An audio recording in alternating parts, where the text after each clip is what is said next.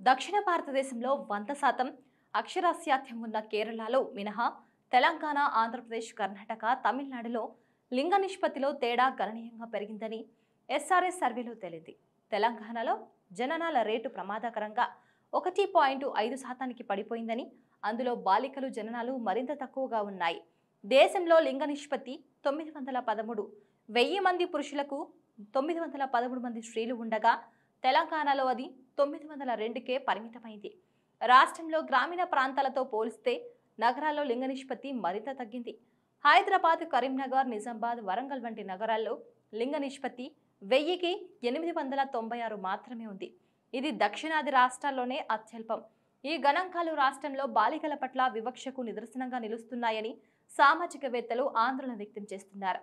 ఇది ఇలానే కొనసాగితే శ్రామిక సామర్థ్యం, లింగ సమతుల్యతపై తీవ్ర ప్రభావం పడుతుందని హెచ్చరిస్తున్నారు.